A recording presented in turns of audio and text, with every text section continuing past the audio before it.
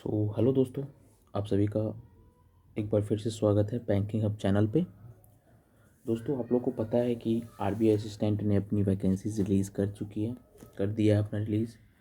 और आपके मन में बहुत सारे डाउट होंगे आरबीआई असिस्टेंट के बारे में कि मतलब सैलरी स्लिप क्या होता है, इसकी जॉब प्रोफाइल क्या होती है, इसमें हमें करना क्या होता है, इसके प्रमोशन प्रोसेस क्या होते हैं, पर्क्स क्या मिलते हैं, वगैरह वगैरह, या बेनिफिट्स क्या है आरबीआई में और compare to other bank clerk position.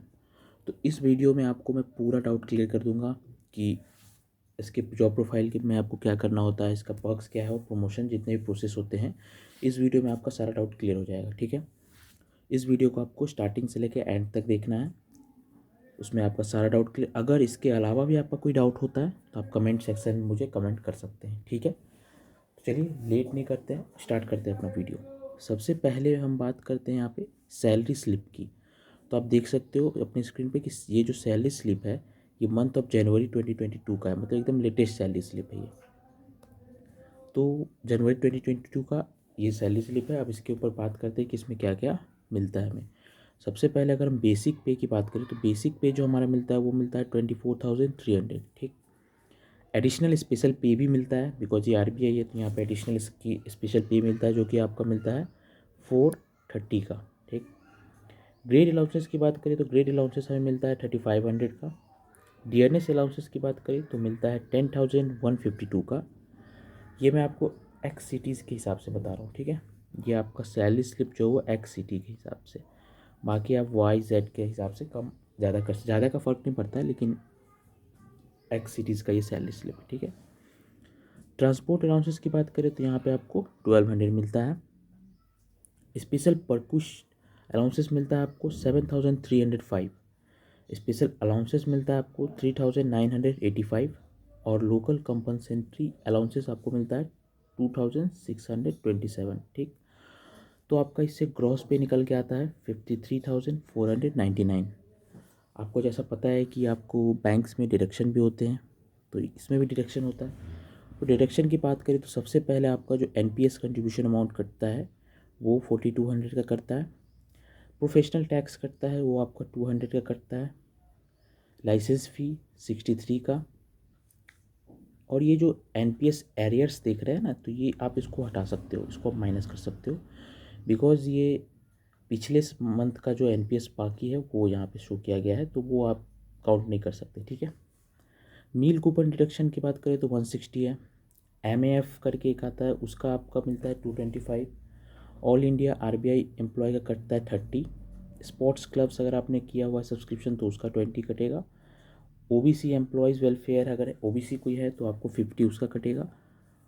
और तो टोटल डिडक्शन की अगर बात करें तो यहाँ पे आपका बनता है 20,078। बट यहाँ पे मैंने बताया था आपको ये जो एरियर्स है इसको काउंट नहीं करते। तो जो टेक होम पे सैलरी जो बन रहा है हमारे यहाँ पे कितना बन रहा है 33,421, ठीक है। तो इसमें आप जो वो अगर आप हटा देते हो, अगर आप उस एरियर्स को हटा देते हो तो मोटा मोटी मैं अगर बात करूँ तो आपका जो सैलरी है वो ऑलमोस्ट 40K का बन जाता है आपका। 41K का मैं बता सकता हूँ। 41K का जो है वो आपका ये टोटल सैलरी बनता है, यानी कि इन हैंड सैलरी बनता है, ठीक है। ये मैं आपको 41K इसलिए बता रहा हूँ बिकॉज आगे आने वाले पर्क्स जो है वो भी आपके पास ही मिलेंगे, तो मैं उन सभी को जोड़ने के बाद मैं बता रहा हूँ 41 से ज़्यादा भी जा सकता है, मतलब प्लस भी हो सकता है, लेकिन इससे कम नहीं मिलेगा। ये तो आपका सिर्फ सैलरी मिला आपको स्लिप के हिसाब से, बट इसके अलावा भी इसमें पर्क्स भी मिलते हैं, आपको पता है बैंक से पर्क्स भी मिलते हैं। तो पर्क्स में आपको क्या क्या मिलता है अब बात करते हैं उसके बारे में। तो आपको समझ में आ गया हो कि सैलरी इसमें कितनी बनती है, 41K से प्लस बनती है, ठीक है। अब अगर हम बात करें पर्क्स क्या क्या हमें देता है आरबीआई, ठीक है। तो अब आपको पता है कि सबसे पहला जो पक्ष वो हमारा होता है वो हाउसिंग एकोमोडेशन होता है। आरबीआई के जो एकदम वेल फर्निश्ड क्वार्टर्स होते हैं जो भी मेन सिटीज़ में होते हैं, और क्वार्टर्स जो होते हैं वो 2 BHK 3 BHK हर तरह के होते हैं, लेकिन जो असिस्टेंट लेवल पे होते हैं उनको 2 BHK मिलता है। और बहुत ही अच्छा अच्छा क्वार्टर होता है, एकदम शानदार क्वार्टर, शानदार एरिया होता है, वो आपको मिलता है अगर अवेलेबल हुआ तो, बिकॉज़ वो जल्दी अवेलेबल नहीं होता है। अगर नहीं अवेलेबल होता है तो आपको फिर हाउस रेंट अलाउंसेस मिलता है, बाकी अगर अवेलेबल हो गया तो आपको क्वार्टर्स दिया जाएगा, ठीक है। अगला जो पॉइंट है वो है reimbursement of expense for maintenance of vehicle.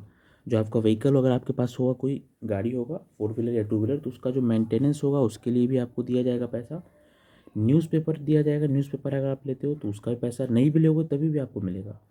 Briefcase allowances आपको मिलेगा, बुक का ग्रांट का पैसा आपको मिलेगा।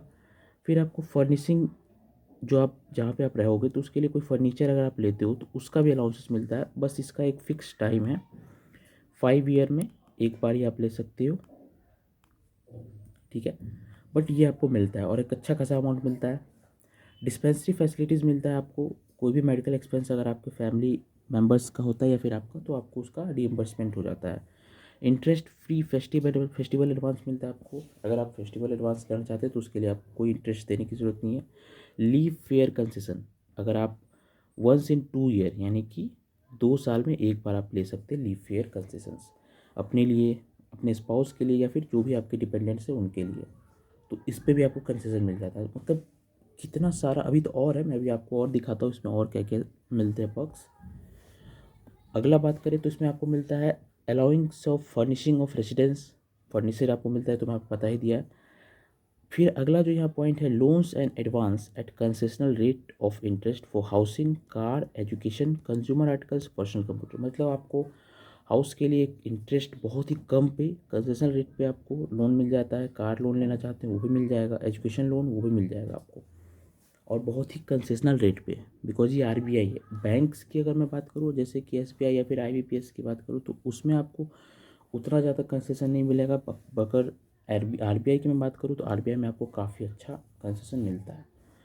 अगर मैं प्लस पॉइंट करूँ वर्किंग डेज़ की, तो वर्किंग डेज़ में आपको यहाँ पे सिर्फ 5 days अ वीक काम करना होता है, यानी कि सैटरडे और संडे ऑफ होता है। पब्लिक डीलिंग की बात करूँ तो यहाँ पे आपका कोई पब्लिक डीलिंग नहीं होता है, बिकॉज आपको पता है कि एक रेगुलेटरी बॉडीज़ है, तो यहाँ पे कोई पब्लिक डीलिंग नहीं होता है, जैसा कि बैंक में होता है। बट यहाँ पे आपको कोई पब्लिक डीलिंग नहीं करनी पड़ती है, ठीक है। तो ये सभी आपके पर्क्स हुए। तो आप लोगों ने देख लिया कि वो कितना पर्क्स आरबीआई फैसिलिटेट करता है अपने जो भी एम्प्लॉय है उनको, बाकी बैंक के मुकाबले। तो ये सभी आपके पर्क्स हुए। अब हम बात करते हैं कि जॉब प्रोफाइल क्या होता है आरबीआई का। जॉब प्रोफाइल में आपका काम होता है कि आपको जो है फाइनेंशियल स्टेबिलिटी को इंश्योर करना होता है, जो भी फाइनेंशियल स्टेबिलिटी है उसको मैनेज करना है। करेंसी का इशू या फिर उसका सर्कुलेशन देखना होता है आपको। जो भी बैंकिंग डॉक्यूमेंट वेरिफिकेशन होते हैं उनको आपको चेक करना होता है कि सही है गलत। जो भी गवर्नमेंट के जो ट्रेजरी वर्क होते हैं उनको अटेंड करना होता है। फिर अगला जो पॉइंट है वो फाइल वर्क है, यानी कि आपको जो भी रिसिप्ट्स होंगे, लीजर के जो मेंटेनेंस होंगे, बैलेंस टैली करना होगा, ये सब आपको काम करना है। डेटा एंट्री भी करना होता है, जिसमें आपको कोई भी बैंक का जो जॉब प्रोफाइल आता है, यानी कोई भी क्लर्क होता है बैंक में, तो उसका जो डेटा है वगैरह वो अपडेट करने के लिए आपको डेटा एंट्री भी करना पड़ता है। फिर आपका जो मेल्स रिप्लाई करना पड़ता है, जो भी आरबीआई को बहुत सारे मेल्स आते हैं डेली बेसिस पे, तो असिस्टेंट का काम वही है कि उस मेल का रिप्लाई करना है। ये सब आपका इसका जॉब प्रोफाइल है, जो कि काफ़ी हद तक बैंक क्लर्क की बात करूँ या फिर एसबीआई क्लर्क या फिर आईपीएस क्लर्क, उससे तो बेहतर है, ठीक है। क्योंकि आपको इसमें पब्लिक डीलिंग नहीं करनी पड़ती है। आपको आराम से एक कैबिन मिलेगा, उसमें आपको सारा कुछ करना होता है। ये सब जितने भी यहाँ पे दिया हुआ है ये सब आपको करना है, कोई पब्लिक डीलिंग नहीं है। तो अब हम बात करते हैं इसके प्रमोशन प्रोसेस की, ठीक है। अब इसमें प्रमोशन कैसे कैसे होता है, ठीक है। तो यहाँ पे दिया हुआ है कि promotion are conducted at a period of every 2 year। यहाँ पे जो प्रमोशन होता है वो हर 2 साल के बाद कंडक्ट किया जाता है, ठीक है। जहाँ पे असिस्टेंट का भी अपॉर्चुनिटी होता है ग्रेड ए ऑफिसर बनने का। ये जो सबसे हाईएस्ट पोजीशन तो ग्रेड ए नहीं है, इससे भी ऊपर है, बट ग्रेड ए बोल सकते हैं, यहाँ तक जाया जा सकता है। तो ग्रेड ए बन सकता है असिस्टेंट भी। अगर पहले मैं नॉर्मल प्रोसेस की बात करूँ तो यहाँ पे नॉर्मल प्रोसेस में क्या होता है कि आपको एक रिटेन एग्ज़ाम क्वालिफाई करना होता है और आपके एक्सपीरियंस या फिर सीनियरिटी पे आपको सेलेक्ट किया जाता है ऑफिसर पे। मगर अगर आप मेरिट बेस प्रोसेस चाहते हैं, मेरिट बेसिस पे प्रोसेस चाहते हैं, तो आपको 2 साल कम से कम एज अ क्लर्क काम करना पड़ेगा। उसके बाद आपको JA BBB और CA BBB ये एग्ज़ाम होता है बैंक का, इंटरनल प्रमोशन का। तो ये दोनों आप देकर क्वालिफाई कर सकते हो।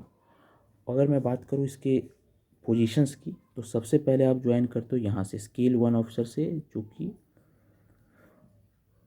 यहाँ पे होता है। सबसे पहले आप अगर बात ज्वाइन करोगे तो आपको मैं बता देता हूँ आप कहाँ तक जा सकते हो, ठीक है। तो स्केल 1 यहाँ पे होता है ग्रेड ए, सबसे हाईएस्ट। फिर आपका होता है मैनेजर ग्रेड बी, फिर होता है आपका सीनियर मैनेजर ग्रेड सी, और चीफ मैनेजर जो होता है वो ग्रेड डी होता है। ये 4 स्केल्स होते हैं ऑफिसर कैडर के, ठीक है। तो यहाँ पे आपका प्रमोशन अच्छा खासा होता है। प्रमोशन की बात करें तो आरबीआई का जो प्रमोशन होता है वो बहुत ही फ्लुएंट होता है, एकदम से सिंपल, और आपका टाइमली होता है। यहाँ पे आपका टाइमली प्रमोशन होता है, ठीक है। अगर आप यहाँ पे अच्छा से काम कर रहे हैं, आप अपने सीनियर को आप अच्छा रिपोर्टिंग कर रहे हैं, तो आपका प्रमोशन यहाँ पे फिक्स है। आप ग्रेड ए ऑफिसर लेवल तक तो बिल्कुल ही चले जाओगे, बिल्कुल 100%। यानी कि लगभग आप ग्रेड ए जाने के लिए आपको 10 से 11 साल में आप आराम से ग्रेड ए जा सकते हो, ठीक है। तो अब प्रमोशन की बात हमने कर लिया। अब हम बेनिफिट्स की बात करेंगे कि यार इसमें बेनिफिट्स क्या क्या होता है। अगर मैं आरबीआई में ज्वाइन करता हूँ तो मुझे बेनिफिट क्या मिलेगा, ठीक है। सबसे पहला और सबसे इम्पॉर्टेंट बेनिफिट, यहाँ पे आपको 5 वर्किंग डेज मिलता है वीक में, ठीक है। यानी कि 2 दिन आपका ऑफ होता है। इसके अलावा यहाँ जो वर्किंग आवर होता है वो 8 घंटे का होता है पर डे, यानी कि 9:15 में आप जाते हो तो 5:15 तक आप रिटर्न आ जाते हो। उसके बाद आप अपना पर्सनल काम कर सकते हो।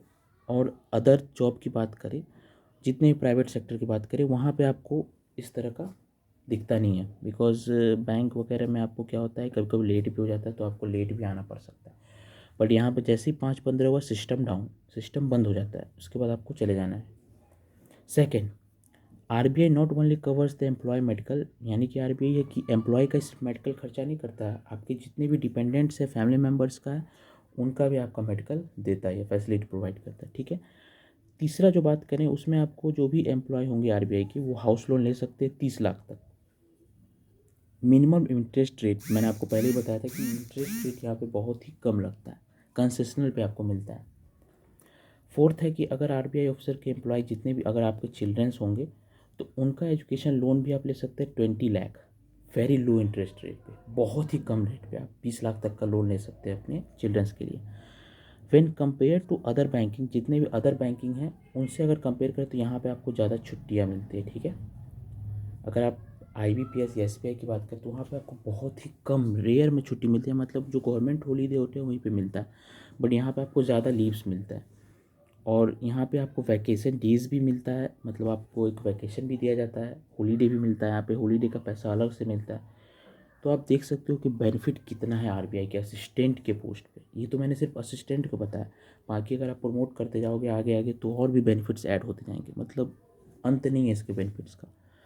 तो अब मैं बात करता हूँ, अब तो आपका पूरा स्लाइड्स ख़त्म हो चुका है, मतलब जितना भी मैंने आपको बताया है आई होप आपको समझ में आ गया होगा कि आरबीआई में क्या क्या फ़ायदे हैं। जो भी इसमें अब जाएगा उसको क्या, आपको सैलरी कितना मिलता है, पर्क्स क्या मिलता है, और इसमें जो जॉब प्रोफाइल है वो क्या मिलता है, तो आपको ये सारा चीज़ क्लियर हो गया होगा। अगर इसके बाद भी अगर आपको डाउट है तो आपको क्या करना है, कमेंट सेक्शन में कमेंट करना है, मैं उसका रिप्लाई आपको कर दूंगा, ठीक है। बाकी इस चैनल को आप लोग सब्सक्राइब कीजिए, जितने भी लोग देखते हैं उसको आपको सब्सक्राइब करना ही करना है, ठीक है। आप लोग सिर्फ देख लेते हो बट सब्सक्राइब नहीं करते हो। आपका एक सब्सक्राइब जो है हमें और इस तरह के वीडियोज़ लाने के लिए मोटिवेट करता है, ठीक है।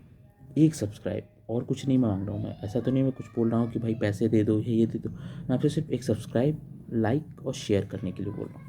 तो जितने भी लोग इस वीडियो को देखिए आप लोग सब्सक्राइब कर दीजिए, ठीक है। Good bye.